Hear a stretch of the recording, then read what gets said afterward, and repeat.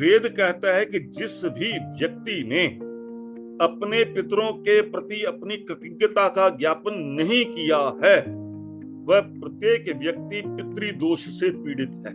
और उसके प्रमाण क्या है? उसके प्रमाण हैं कि जहां जहां यानी कि पितृदोष होगा, वहां संतान का ना होना, संतान का होकर के मर जाना, संतान का विकलांग होना, संतान का निर्बुद्धि मंद बुद्धि होना और संतान में अन्य प्रकार के अनेक चारित्रिक दोषों का आना पितृदोष के कारण होता है।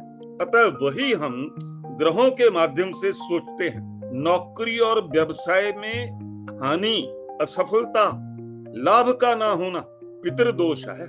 इसके अतिरिक्त और भी दोष हैं।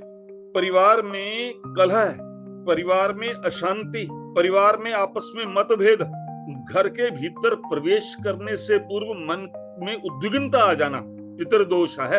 ये पितृदोष के इसलिए कारण बता रहा हूं ताकि जो लोग किसी न किसी कारणवश अपने पितरों के प्रति समर्पित नहीं हैं, वे इनके प्रति समर्पित होकर भी अपने पितृदोष से मुक्त हो सकते हैं। परिवार के सदस्यों का अस्वस्थ रहना, बीमारी का घर से दूर ना होना पितृदोष का कारण है। प्रेत बाधा इसलिए आती है क्योंकि हमने अपने पितरों को संतुष्ट नहीं किया। और समस्या दूसरी पैदा हो गई, जो अन्न, जो रसोई ब्राह्मण को देता हूं, क्यों देता हूं? ब्राह्मण ही इसका अधिकारी है। क्यों अधिकारी है? क्योंकि वेद ने निश्चित किया है, देवता के लिए जब भी कोई हवन होगा, देवता की जब भी कोई उपासना होगी, तो देवता की आहुति के लिए चलता है स्वाहा। जैसे कोई मंत्र है, मैंने मंत्र बोला, ओम विश्वानि देव सवितर दुरितानि परासुव यद्वज्रम तन्न आसुव ओम स्वाहा। भगवती का मंत्र ओम सर्व मंगल मंगलय शिवे सर्वार्थ साधिके शरण्ये त्र्यंबके गौरी नारायणी नमस्ते स्वाहा। ये देवता के लिए स्वाहा है क्योंकि वे अग्नि कुंड में प्रज्वलित यानी के अग्नि के भीतर स्वाहा जीव अग्नि जिह्वा है, देवता तक पहुंचाने की सामग्री को ले जाने का साधन है, भेजते हैं।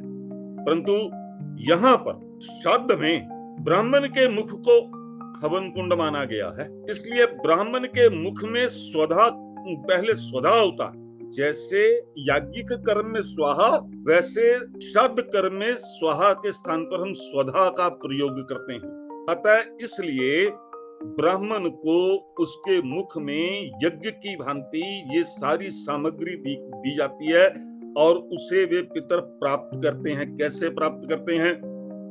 देवता के सामने हमने प्रसाद रखा तो देवता की दृष्टि और देवता ने उसका सार ग्रहण कर लिया।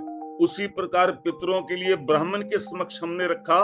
पितर, उपनिषद का श्लोक है, वेद का श्लोक है कि जो पितर हैं ब्राह्मण की देह में वायु के समान आ जाते हैं। जैसे हवा आती है ऐसे ब्राह्मण की देह में प्रवेश कर जाएंगे और वहां से वे उस अन्न को प्राप्त करेंगे, उसका सार प्राप्त करेंगे, उसका रस प्राप्त करेंगे।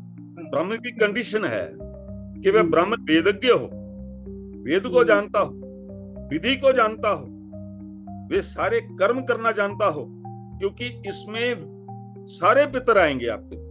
हमारी परंपरा जीवन की बड़ी लंबी, ऐसे भी हैं जिनकी यानी कि दाह संस्कार हुआ, ऐसे भी हैं जिनका दाह संस्कार नहीं हुआ, कहीं डूब करके मर गए, कहीं अज्ञात यानी कि बड़े भारी दंगे में मर गए, पता ही नहीं है। ज्ञात जितने भी हमारे यानी कि हमारे साथ जुड़े हुए हैं उन सब का यहाँ तर्पण किया जाता है।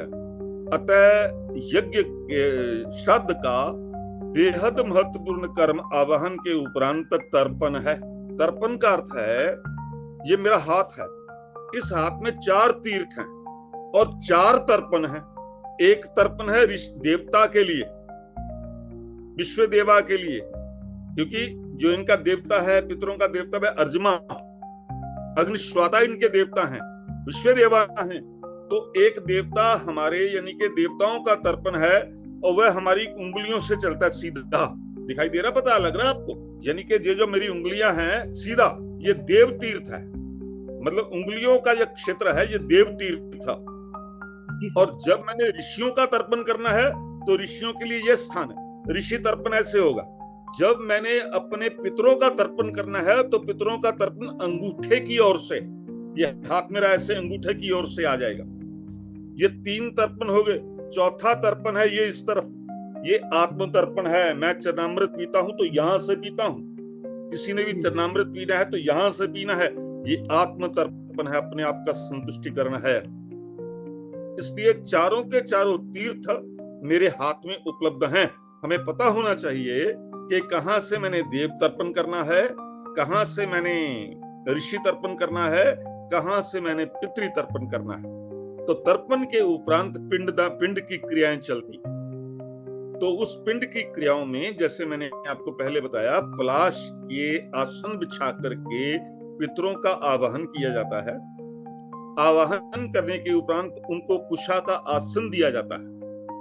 कुशा का आसन देने के उपरांत यहाँ पर रसोई में पका हुआ अन्न चलेगा, पूरी चलेगी, माह की दाल चले, माह चलेंगे, खीर चलेगी, इस तरह के पके हुए अन्न चलेंगे।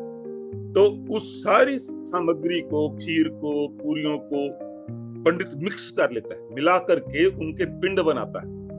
वे पिंड बनेंगे पिता के सपत्निक, दादा के सपत्निक और परदादा के सपत्निक, इसी तरह नाना के सपत्निक, पड़नाना के सपत्निक और वृद्ध पड़नाना के फिर सपत्निक, और फिर इनकी पूजा होगी।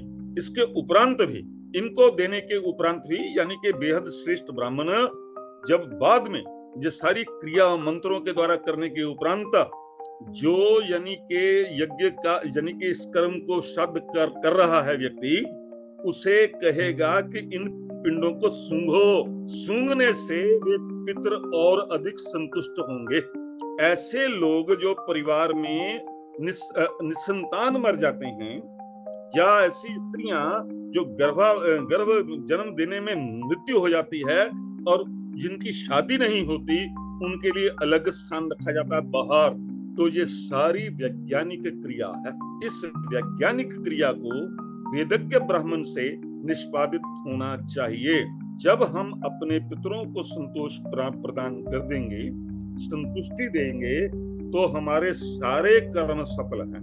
रोग से मुक्ति है, संतान की प्राप्ति है, कलह से मुक्ति है, व्यापार में वृद्धि है, समृद्धि की आशा है, और पितरों का के द्वारा दिया गया आशीर्वाद हमारा कल्याण करता है, क्योंकि पितर देवता की श्रेणी में आते हैं। पितर इसलिए पूज्य हैं क्योंकि वे देवता की श्रेणी में आ गए।